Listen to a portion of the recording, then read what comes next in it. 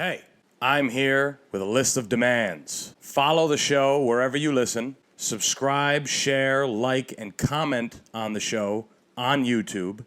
Follow any and all of my social media as well. All of the links are in the description.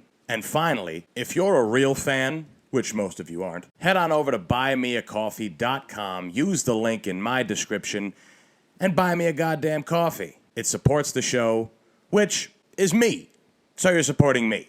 Now that you've successfully ignored that, go ahead and enjoy today's episode. Hello, everybody, and happy Monday. I hope you're doing well. It is the week of Christmas. It is about time.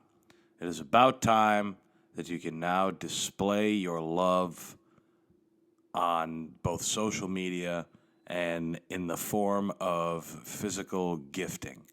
Here's a gift, I love you. Here's a gift on the day that everyone else is buying gifts for people. Here's a gift on a day that is designated for all of us to give gifts to people. Here you go. Here's a toaster oven, Ma. Here's another jacket, sis. Here you go. Ha, ha, ha. Christmas shopping is terrible. I don't know if I spoke about it last episode, but I got some of it done last week. I still got some Christmas shopping to do now. I can't help but feel like when I'm Christmas shopping, I'm doing nothing but buying garbage. Right? Like, I don't know. It's kind of hard to be unique in this day and age when it comes to buying gifts. People have been buying each other the same. There's new, maybe what it is that I'm not impressed by any of the products on the market. There's nothing that, to me, I would go out and spend that kind of money on in terms of a product, like a piece of something, right? Not an experience. Experiences I spend money on, and I'll get to that in a little bit. But when it comes to buying things, it's tough because I take it almost too seriously. I want the gifts that I get people to be something that they would enjoy, something that maybe somebody else wouldn't give them, wouldn't think to give them, something that they would use, something very niche about their lifestyle or niche about their personality. Shows that you really care. It does, because giving a gift is always nice, right? But when you give someone the same thing, the same non-thought-out thing year after year, which does inevitably happen, right? I remember when I first started buying gifts for people, I'd go out on Black Friday, the beginning of December, or the end of November, beginning of December, I'm going all out right until the week of Christmas. I'm trying to get people things that they'll enjoy, things that they'll use, and I took it pretty seriously at that point in time. I still do now, in a sense, but I'm not able to put myself in the shoes of a 13-year-old girl. So it's hard for me to go shopping for my nieces at this point. It's easy when you got kids in your family to buy for, but they're like adolescents, they're children, right? Not saying that 12 and 13 aren't children, but they're crossing over into that path of adulthood. They're in middle school. They are at a point where they're getting a little bit more freedom. A lot of children's dedication to things seems to wane around this time because now they get a taste of, we get to, walk around the neighborhood, or we all get to go watch a movie. One of our parents will drop us off or some shit. It's really the last frontier before you're expected to do shit with your life. Once you go to high school, even if you don't get a job off rip, you're expected to get a job sometime throughout high school. Anytime I hear about people who didn't start working immediately, who didn't start working when they legally could, which is typically the beginning of high school, 15, 14, part-time. And when I hear people that didn't do that, I am amazed. I'm like, wow, how, I remember I worked with this girl who said her family didn't care that her and her siblings, she had two siblings, didn't work. All they had to do was sports. All they had to do was sports. All they had to do was maintain busy by playing sports.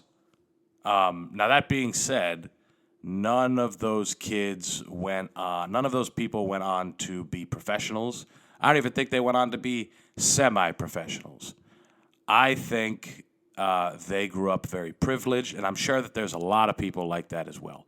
My family never pressured me to work, but there was something in the back of their mind, subliminally, right? Oh, you can work next year.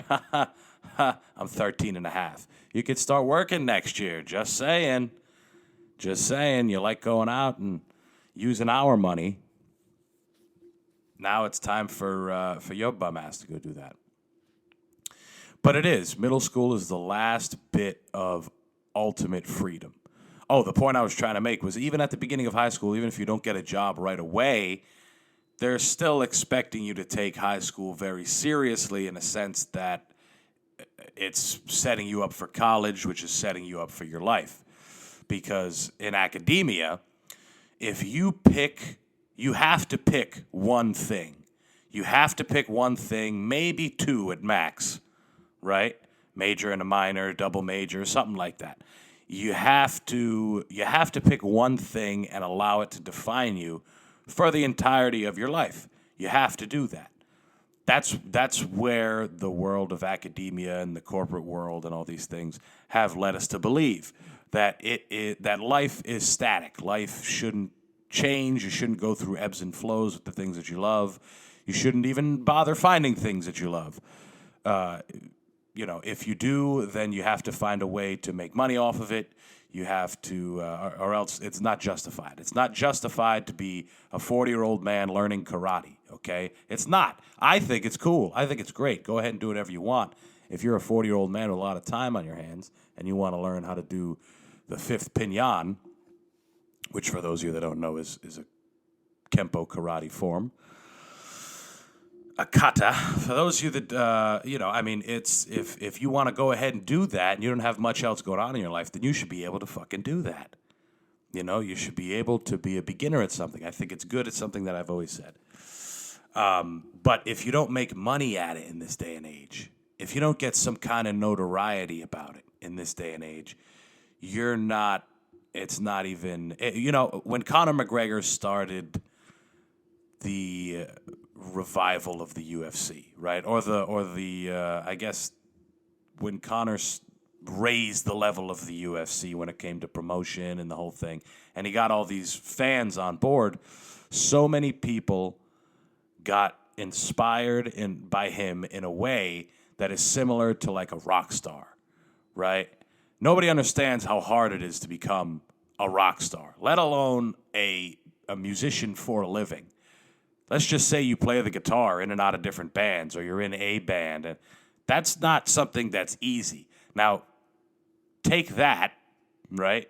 Becoming a working artist, just as an example, becoming a working musician, something that's already not easy to do, and now you want to be a rock star, which is like the highest level of fame, highest level of money being paid. Audiences are the biggest.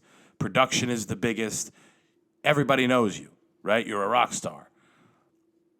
I'm assuming that once rock stars came around, it was uncool to just play an instrument in your house just to get better at it for yourself, just for fun.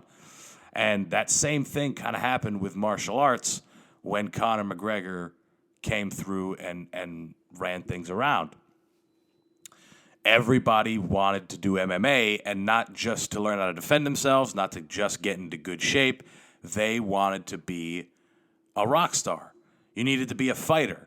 And now there's sort of a stigma, not really, but I'm sure there's always been one, that,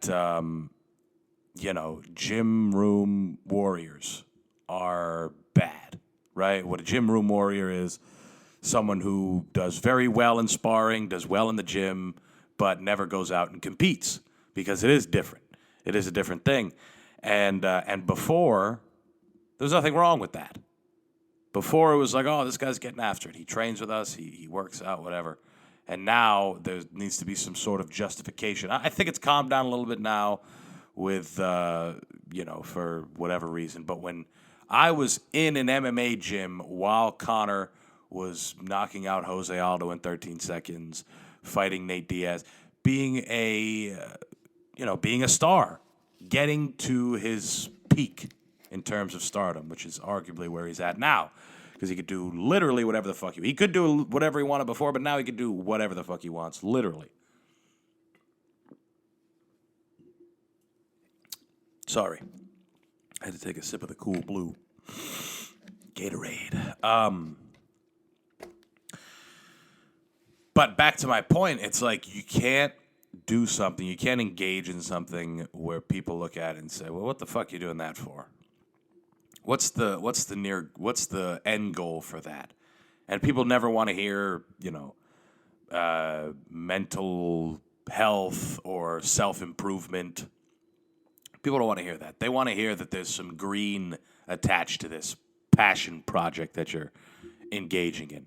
And here's the thing. A lot of passion projects are the hardest things to monetize. The things that we love, the things that we really desire, even if we try to monetize them, it's tough. It's not easy, okay? This is coming from a guy who's been doing a podcast for over 2 years, who's been doing comedy for over a year, which in my mind, both of those things are very early on in any successful person in those fields' career. It's very early on. 2 years for a podcast, a year for comedy, especially for comedy.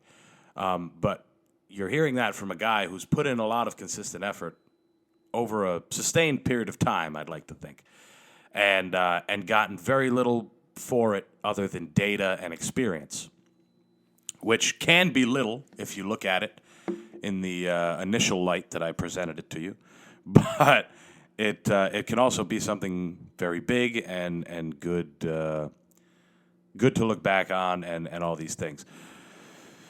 But I got to this point somehow because middle school is the final frontier, and my nieces are at that point where I don't know if they still enjoy the fun shit that they did as a kid when it comes to hobbies and sports and that type of stuff. I'm not sure that that's really what they want. Like before, one of my nieces, she used to swim, right? And I don't know if she's interested in, another pair of goggles, right? Before I could just get her swim gear and it was perfect.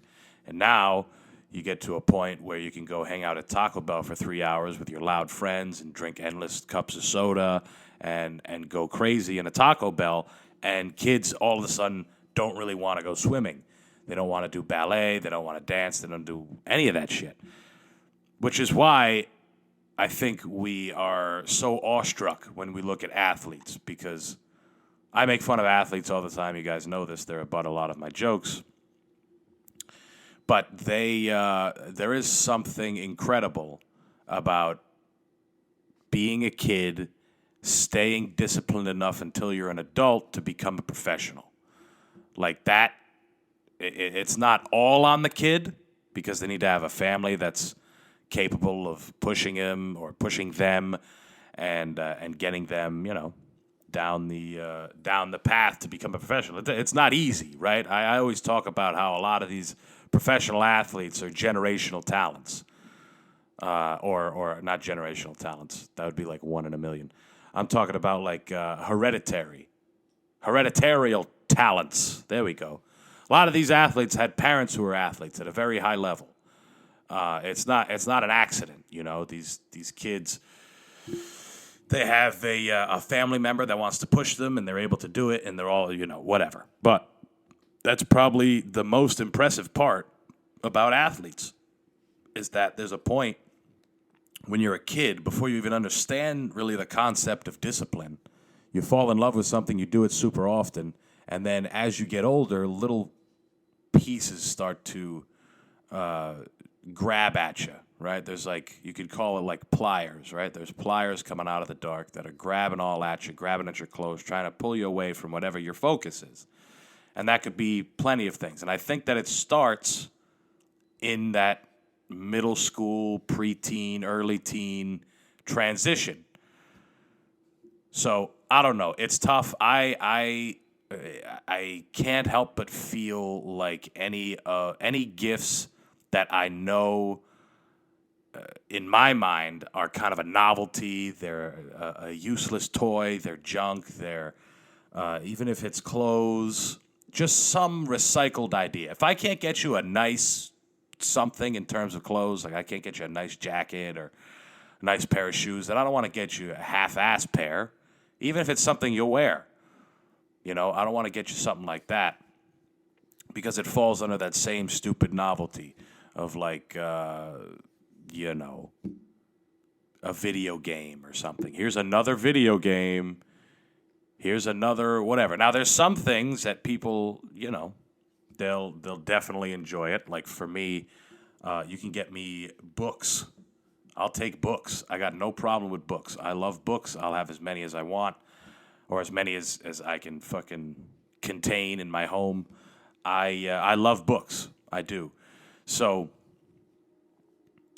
but see, in my mind, that's something that is, if I know somebody likes to read in my mind, and in this day and age where nobody likes to read, I know that that's kind of unique.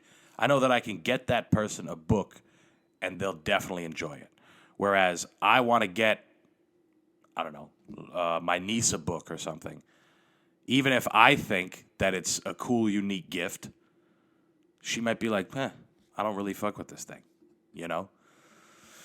So needless to say, the nieces are getting gift cards. Sorry, at least the older ones. I got a real young one. Maybe I'll get her something. But, it's tough. I mean, getting presents for adults, getting presents for near adults, it's hard. It really is. Because, again, most adults are not interested in anything.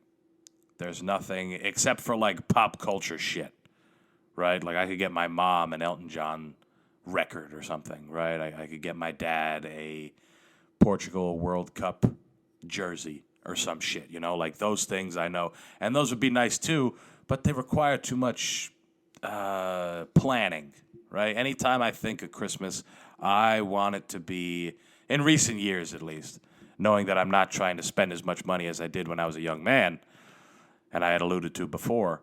Now it's more like, okay, it's a week before Christmas. We have 2 weeks, really, to get these gifts going. And I'm working a double on Christmas Eve and Christmas Day, which to me, beautiful. Oh, I love it. That is nice. I was hoping. See, months ago, our managers came up to us and said, hey, we're trying to figure out the holiday schedule. We want to know which days between Thanksgiving, Christmas Eve, and Christmas, what are the ones that... She basically said rank them. The one you want to work the least and the one that you got the least problem working. And I said, put me on doubles on Christmas and Christmas Eve. And they didn't do that. But I finagled my way. I'm getting that holiday pay, baby. So Christmas Eve, Christmas Day, probably 14, 15-hour days. Not going to make much in tips, but I'm there for the holiday pay, which I will need after the money that I spent last Friday. Plus the Christmas gifts, plus the crippling credit card debt that has been hanging over my head for months, pretty much the whole year. Plus the fact that I took money out of my savings to go to a strip club, give it to a stripper, who was very nice. She was, she was very good at her job. Let's say that. Her job being not only being sexy as fuck and dancing and whatever, but duping an idiot like me to give her as much money as she possibly could get out of me. And, I'm I'm so ashamed of the number that I'm not even going to say it to you guys because it is, you guys would, you would hear the number. I want you guys to guess. Go ahead and guess how much I spent at a strip club in Connecticut, okay? I mean, this woman was gorgeous. Don't get me wrong, guys. But you guys can go ahead and guess in the comments or somewhere how much you think I spent. Because it was, especially after listening to me on here about how I make not great money, or I have not made a ton of great money since moving here. I've had good months, I've had good weeks, but overall the money's been tough and hard to come by. And then you hear how much I took out of my savings just to get filthy with this woman in this trip. But it's fine, right? I'm sitting here still thinking about it because as I'm recording this, it's Saturday, so I'm in my mind I'm much closer to Friday than you guys are. But oh God, it's not a good thing. It's not a good thing to do what I did. Now Friday, Friday I went to Providence. Friday was a fucked up day for me. I fucked my whole schedule up. Something I do with impunity, guys. It's bad. It's one of my toxic traits. Something that I'm trying to fix as a human being. Put it that way. We all got fucking problems. You guys are fucked up too. Don't look at me. But Friday, my whole day was kind of fucked. I didn't work much last week, which adds to the mystique of this story. Knowing how much, or assuming how much money I spent. Right? I don't need to tell you the number. It's just the way you could probably tell by the way that I'm talking about it, $630, that I don't. That it was too much, right? That it was way too much. And my friends that happen to listen to this episode, feel free to text me now. Feel free to pause the episode and text me now in all caps, LMFAO, you did not pay that much money to go. Yes, I did. I did, under my free will, because I am a self-destructive fucking moron who has very little self-control in some situations. Now, what's funny about that story is that last week, I worked one day. I worked Sunday. And the rest of the week I pretty much had off. And it proved to be too much, right? I already don't work a ton at this Mohegan Sun. I already don't work there too fucking often. But I do have kind of a pay schedule that works out. And I've been trying to maintain the money that I made last month, which was like a record month for me. And I'm trying to do that. But I fucked it all up with this one night. So Friday, I was at home and I needed to go to Providence to go do something. I was hoping to go do an open mic in Cranston. There was supposed to be a late night open mic. It didn't fucking happen, and I didn't know until nighttime. So I was like, fuck it, I'm just going to go to Providence and I guess hang out with the guys, and we all went out drinking. Of course. You got to go out drinking. You can't be with the guys and not go out drinking and smoke cigarettes outside and scream obscenities to people. So that's what we did. We did that until about 1:30 in the morning, and they ditched me. Not in a bad way, but they wanted to go to a strip club, and I wanted no part of it. This is actually what I said to them. I said, hey, I don't have the money to get into a strip club. You guys can go without me. And it was funny because it was kind of right after they told me how much it cost to get in. And when I heard that, I was like, even that was too much at that point in time, let alone a dance or to throw ones or whatever. That would have been too much. The $20 cover in my mind at that moment was too much money. And I said, no, I'll stay at this club. I'll Uber back to Rob's house. I'll get my car and I'll drive the fuck home. And that's what I did. And I left the club at around 1:30. They were out of there probably around 1.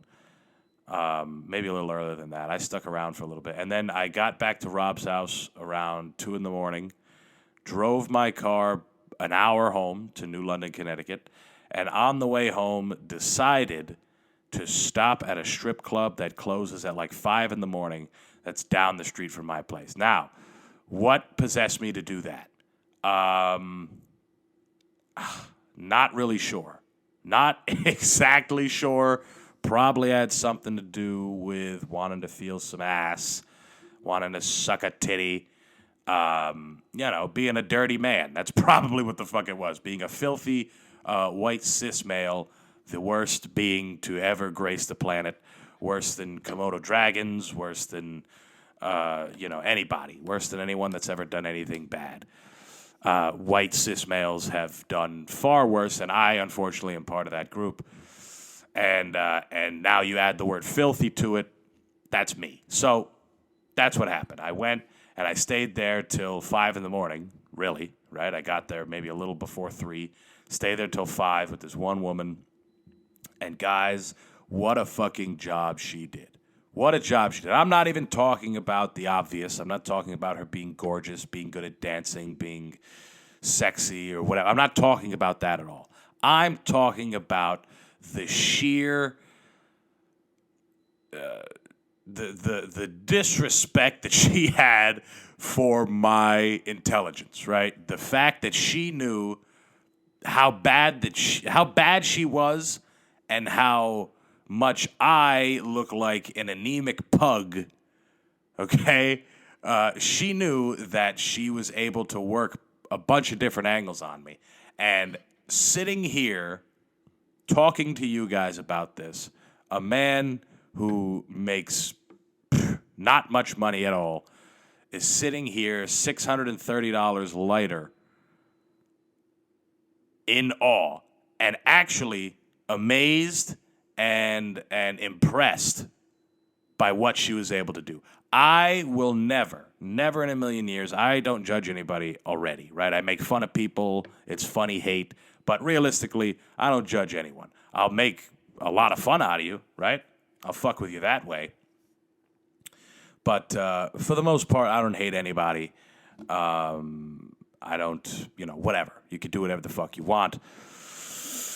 But I personally will never, ever discourage a woman or downplay a woman's ability to dupe and connive a stupid fucking man like me who thinks he's getting one over on the man, on the system, on the woman, on whatever,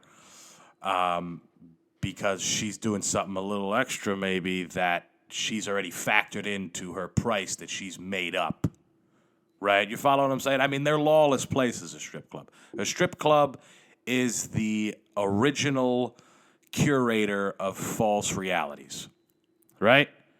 Strip clubs and brothels have to be two of the original curators of false realities. What does that mean? Right now, we live in a world that by the day is becoming less and less physical. Now, when I say physical, people care less and less about the physical world, right? This kind of started with television. Television, now you're watching TV and movies, right? And all these things start out innocently enough. All these things started just as a form of entertainment, a new art, an invention, whatever. And then they end up being this drug, this substance that people can't help but latch themselves onto.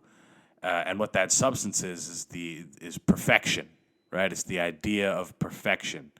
And that's what you're getting when you're watching TV, when you're watching movies, when you're watching commercials, when you're playing video games, right? When you're watching porn, when you're on social media. These are all things that are curated to stimulate your mind in a way that makes you believe that it's something real. Now, in recent years, video games, they've gotten a little bit better of a rap, right? It's gotten a little, people are like, all right, there are some benefits to video games. Adults that play video games aren't complete bums. It's entertainment just like anything else. But it does fall into that same category. Music, right? Music is the same thing. Now, again, let me clarify. This isn't across all, not every piece of media is doing this to you. And there are some that are doing it to you, and it's good. You like it, right? But that's the addictive part of it. You get addicted to it. You get addicted to this perfection that is. I remember when I first became sexually active, first time I had sex, I was like, wait a second. Women, girls are fine. Most girls are fine with the idea that you don't have a 10-inch rock-hard cock that doesn't go down for an hour and a half. They're okay with that idea. They don't want to get mercilessly pounded into the ground for almost 2 hours, right? And you realize these things. You get older and you're like, oh, shit, I didn't know that. It's just like when you're a kid and you believe in the movies and you believe Bruce Lee's really beating all those guys up and all that stuff. And it's cool, don't get me wrong. I consume these things. And social media is the one that's really done it for us, and it's only getting more and more immersive, right?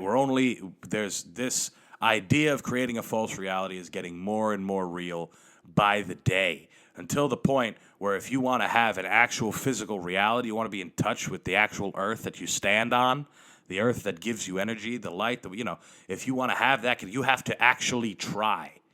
You have to actually, there's going to be so many mechanisms in place that it is going to be damn near impossible for you to exist, right? It's just like people wanted to fight Facebook and fight Instagram.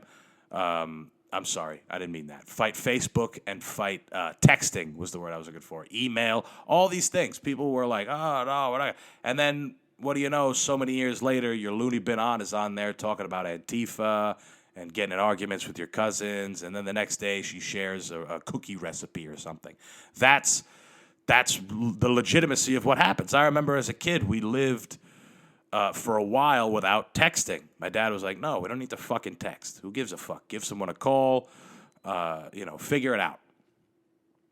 We don't need to text. And, I mean, part of it was being cheap, right? Part of it was, we don't want to spend the money, but you didn't have to, right? This wasn't when texting was a necessary thing. And then so many years later, we all got smartphones, we all got that, and now we're texting each other. We have to. So no matter how hard you fight it, if you have a job, maybe you live in the fucking, I don't know, the mountains of Montana somewhere, or you live in some rural fucking small town in Illinois that is more or less untouched. It's one of those small American towns that can still exist in its own little ecosystem and whatever.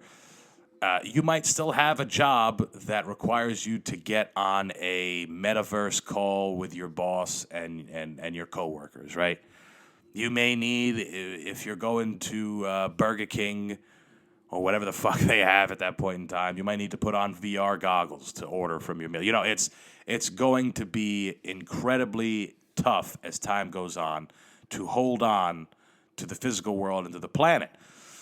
Our media is literally pushing us in that way. They're pushing us in a way from. They're pushing us away from organic material.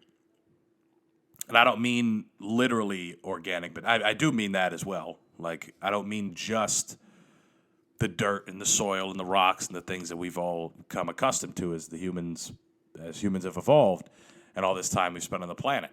I also mean in terms of entertainment and in terms of culture and living, the idea that, I don't know, I would hate to live in a world that the idea that walking somewhere, going for a walk somewhere, going in a park or whatever is almost obsolete. Going on a hike, being outside, going for a swim, going to the beach. I don't know. It's having real experiences still, they're almost more desirable now because of how many false and fake experiences that we allow ourselves to immerse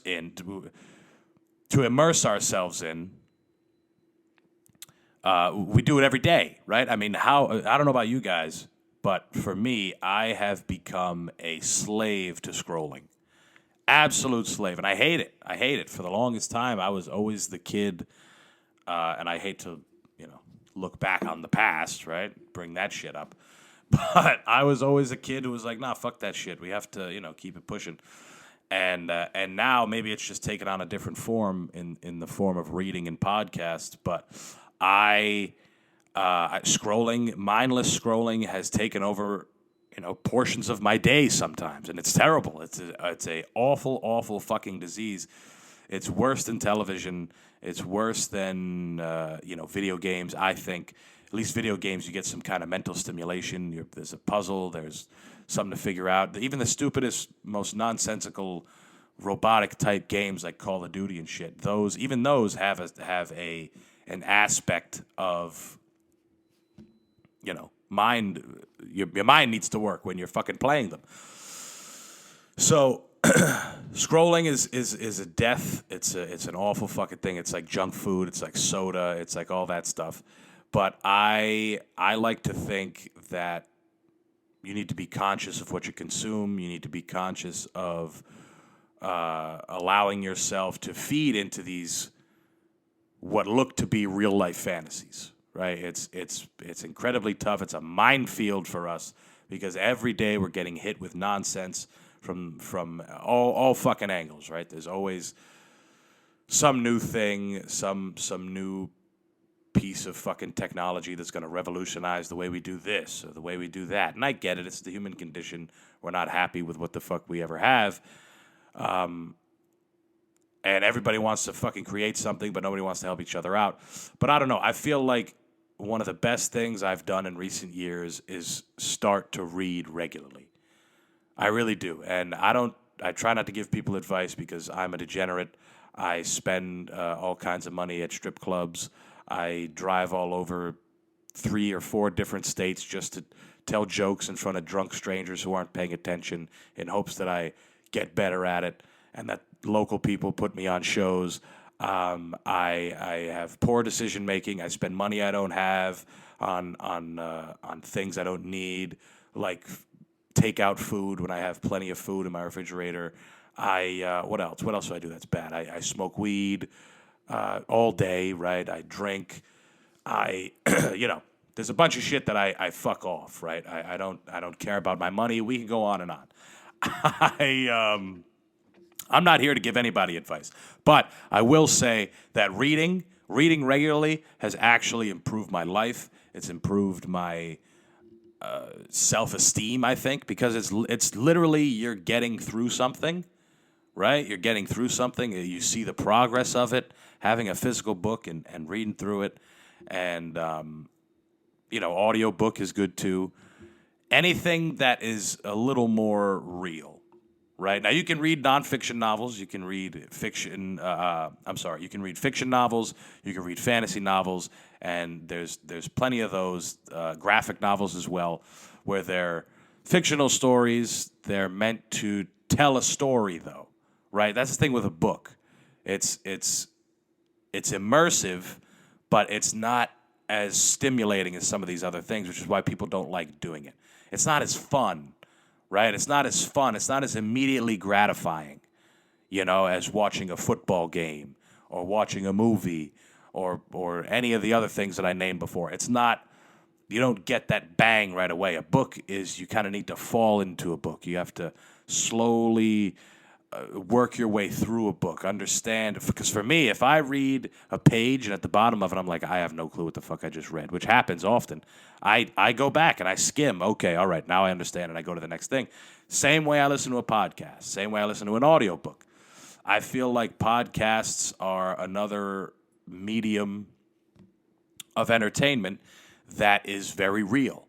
It's very real because anybody can do it. You don't need this massive production. And some of the best podcasts are the ones that make you feel like you're there with them. That's why comedians kind of took over that shit. Like, there's plenty of genre of podcasts. But to me, the best podcasts are the ones where people are having an interesting conversation. People know each other. It's almost like you're a fly on the wall, right? Or it's one person talking. It's, those, you feel like you're, I don't know, you almost feel like you're with them. And maybe in a sense that is alternating your reality as well. But at least it's not something to the extreme of, oh, Superman is going to come save us or something, right? Look how good he did. I wish we had a Superman or, whatever, right? Whatever the fuck it is. At least it's a podcast and a lot of them are these long form conversations that show legitimate humanity, right? They show that people still have conversations, and it's so funny because we've gotten so far away from those things that we literally need mediums. We need pieces of media to bring us back to that. Because if you think about it, a good podcast is something that you should already be doing. You should already be sitting with your friends and talking about different things that's happening. Like, again, I don't like to tell people what they should be doing because I don't listen to anyone when they tell me that. But it is, before all this shit that we have. Now, we go back to the 50s and the 60s, right? You had television and radio. Cool. Other than that, if you're in a bar, you're talking. You guys are talking about things. If you're at the house and everyone's done eating, you're talking. Like, That's what it is. And it's, podcasts and books. Another reason why books are so great is because you can read nonfiction and you can actually learn some shit. And I don't know. It's hard. Reading is more intensive than any other form of media, I would think. If you're going to consume any other kind of content, reading is the toughest one. So I don't know. I think that stuff's good. I don't know how I ended up on this fucking on this tangent. It started with strip club, lots of money spent. I guess I want to reiterate that I will never be mad at the fact that a woman uses her God-given ability, her God-given gifts, her beauty, the whole thing, to take money from a dumb man, right? I'll never look down on a girl that does some shit like that. I think it's badass. And again, this is a guy sitting here who spent far too much money, more money than I've ever spent on anything that wasn't like, important or I have no fucking idea. But doesn't matter. We're past that, right? The time is over. Now, I'm a little upset, guys. I don't know if you saw, but our former president, some of you know him as Donald Trump, has released some collectibles, some NFTs, right? Right now, NFTs and crypto and those markets are under some scrutiny, right? And they should have been earlier on. The astronomical rise in investors for these things and the growth, the unnatural growth that is exhibited from these investment vehicles have to be something of worry. People don't know the history behind investments. They don't know the tried and true investments and how they actually work. They don't understand that buying a currency or an investment vehicle that in the next couple days could hit 3,000% growth isn't, it's not something normal. It's not something natural. But you wave some quick, easy money in front of a bunch of stupid people, and they will jump at it. But now some scandals are coming out, and that whole world is starting to get a little more exposed, and people are starting to understand, what's happening. And Donald Trump is, I've said this before on the podcast, he is the embodiment of modern American culture. He is because he knows when to do things. He knows who his audience is. He knows what's happening. So his NFTs are trading cards. They're a bunch of images that are made in his likeness, wearing different, stuff, and they're cartoons and whatever. None of them disrespectful. None of them are like, who's the dude that does? He does a new Banksy. Is that who it is? No, Banksy's the one that nobody knows. Beeple. He does political cartoons and shit. He makes Trump look terrible. And but these ones are not that, obviously. Trump is futuristic. He looks like a superhero. He's, all these things. Lasers are shooting out of his eyes. The perfect things for his audience. This is something that his audience has been waiting for. Because, yes, I'm sure there's a lot of smart people that follow Donald Trump and like Donald Trump. Not all of them are inbred QAnon morons, but a lot of them are, right? A lot of them are, ignorant white people that believe a certain thing. A lot of them are racists, right? That's the stereotype, at least, right? Trump people are all crazy. They're old. They're boomers. They're sick of the way that the system is, even though they all use it, and they know that they either all use it or they think that Trump is going to change it for them, right? It's like he doesn't, like Dave Chappelle on his SNL monologue. He said, "I know the system is rigged because I use it." So does that mean that he's going to go and change it so that it's not rigged anymore and that he can, whatever he's doing that's wrong will get him in trouble? I mean, is that what he's saying? No. right? But he's convinced these people that he's for them, and he's their Lord and Savior. He's very loved, obviously. That's something that Chappelle said, and it's interesting because you don't hear someone say Trump is very loved. It's almost like everyone hates him, and it's not true because he became president and he changed the game, and it's nuts, right? You don't need me to go on this little tangent here, but he was offering his NFTs, and I'm gonna play the commercial for you guys just so you can hear it. It's hilarious, and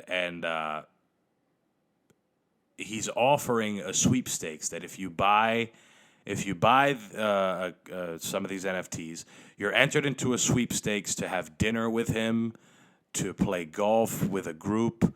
They have one-on-one Zoom. He's going to be signing memorabilia. He's sending a bunch of shit out. And I just think that it would be hilarious the day that the random winner of the sweepstakes pulls up with his fucking mentally unstable family, right? They pull up in a van. I'm thinking of Cousin Eddie from National Lampoons, right? Everyone's dumb as fuck. The dad has 3 teeth. The wife doesn't know what's going on. The kids are ornery. They don't know how to fucking behave. And I'd love to see them all on a golf course, just spitting and cussing. Well, Mr. Trump, this shore is beautiful. I ain't never been nowhere like that. They're all at Mar-a-Lago, right? And he's like, well, yes, we have a great time at this here facility. Well, say, Donald, you got any Pabst Blue Ribbon? Me and the wife like to drink about 2 cases of it anytime we do anything, really. I mean, it's a beautiful day. Why can't we sit out here and play this here game? What is this? This is golf, yeah? All right. We'll play that. I was never any good at it. I was always known as the weed whacker, because I take the chunks out of the. I cut the grass right out of the field, right out of the field of play, Mr. Trump. So, and do you think we could get some fried chicken or fried catfish or some shit out? We ran over a possum on the way here. Do you think we could throw it in a fryer or something? The kids love it. Kids love it. We can pluck the hairs off, make some gloves. And it would just be hilarious if a group of just red-blooded, fucking awful, like the people that you would think Donald Trump would attract. It would be so funny to have them sit down at a dinner table, a massive table with a huge spread and beautiful china, and these people are just eating like animals and making noise and burping and farting, spitting. What's this here, a cigar? Oh, well, I don't use none of them. I take some of this here and I just pack it right down here in my lip. The doctor told me I'm going to lose this part of my lip soon, but until then, we're spitting. Ting! I would love that. I think that that's hilarious. I think that, and he sold out. He sold out pretty much immediately. He sold all of them. He made like $12 million off that drop. And it's perfect. It's so perfect. I don't know that before this period of time, I don't know if anybody could predict that Donald Trump, the guy who's famous for TV shows and being a billionaire and a shrewd businessman, that guy becomes president, okay? We don't even need to say anything else. I don't know if anybody saw that coming anyway. Becomes president, does a term, gets beat out for his next term by a guy who doesn't even know his own name, which is another funny part of the story. But forget all that, right? Ex-President Donald Trump releases digital trading cards of himself in his likeness to anybody, right? Digital trading cards that can be bought with fake currency. You can buy it with crypto. You can buy it with your credit card. You can buy it with, whatever. But it can be bought with fake currency, and you could win a Teen Choice Awards style sweepstakes. to hang out with the former president of the United States and now have in your possession a bunch of pictures of a cartoon Donald Trump in your possession that you can show people. Now you can show people, look at this. This will be worth some money someday. And maybe it is. Maybe it will be. Now, I wanted to play it. I wanted to play his commercial for you because it is, it's funny, guys. It's funny. You can tell he's definitely reading off of something. It is, okay, here it is. Listen up. Hello, everyone. This is Donald Trump. Hopefully your favorite president of all time, better than Lincoln, better than Washington. Better than Lincoln, better than Washington. He chose the two presidents that every American person knows about, and any time that they talk about presidents or whatever, they're like the two stereotypical presidents, right? George Washington being the first president, the only president to boots on the ground, fight in a war, and won us the Revolutionary War. Was a general, the whole thing, right? Arguably the most important president we've ever had. And then Abraham Lincoln. Abraham Lincoln, the golden standard of a statesman. Okay, the guy who freed the slaves, had massive impact on this country as a whole. Donald Trump expects you to be his favorite president, better than Washington, better than Lincoln. And he's probably right. He's probably right, guys. That's the thing.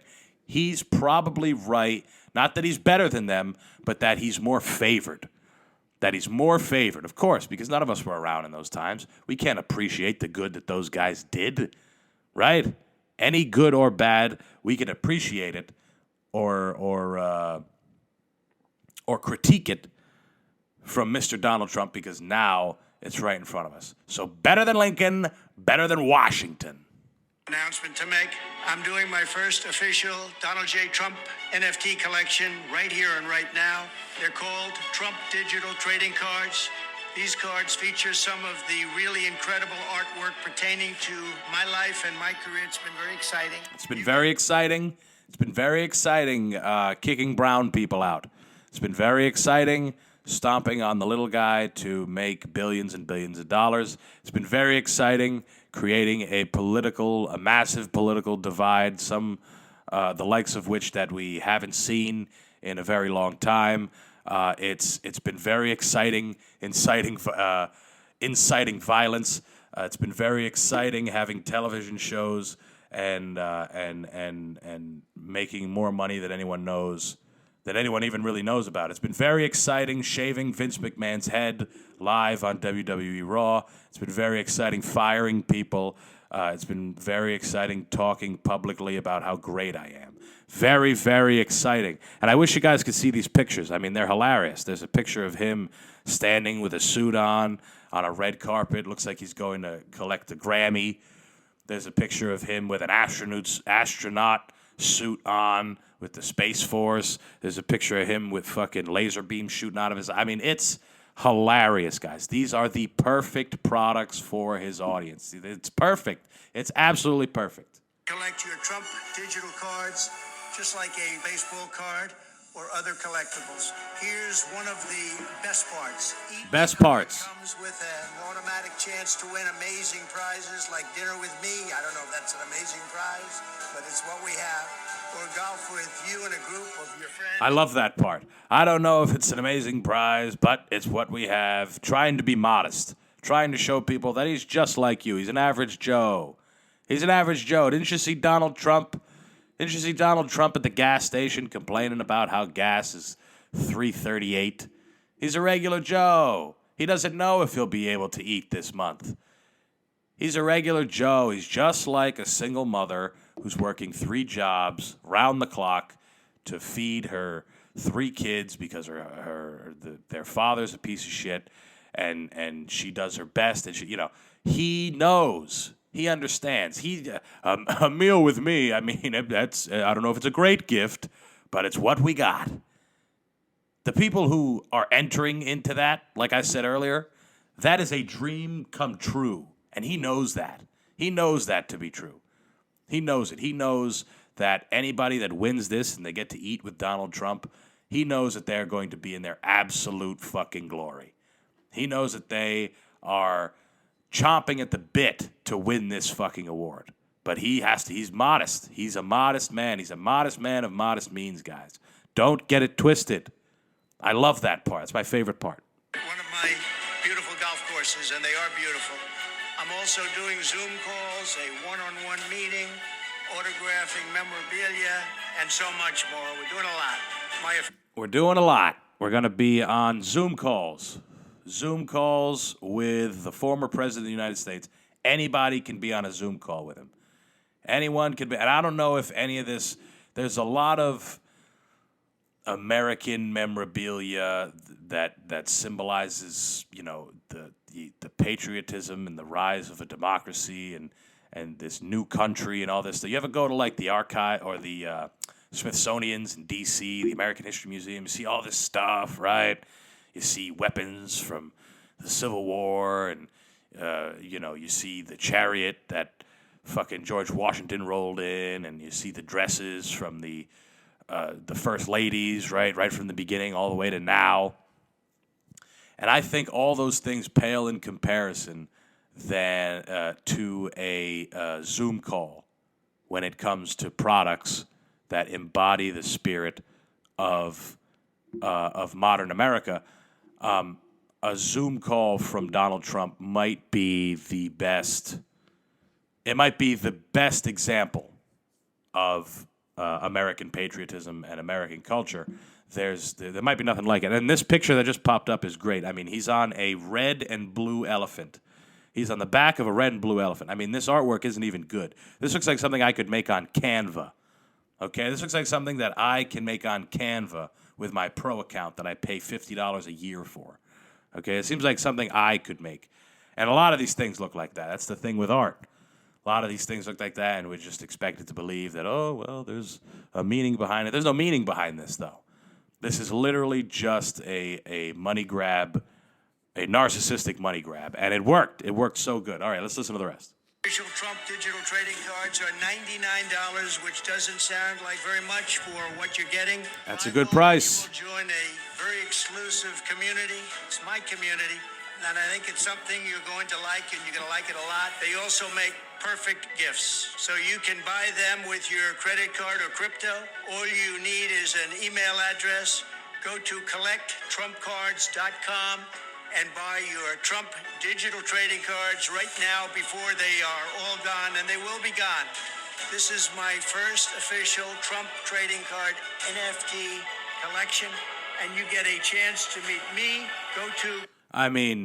And they were gone. They were gone. And I mean, I don't know about you guys, but my hopes are up because he said this was his first drop, which sounds like maybe he's going to do it again.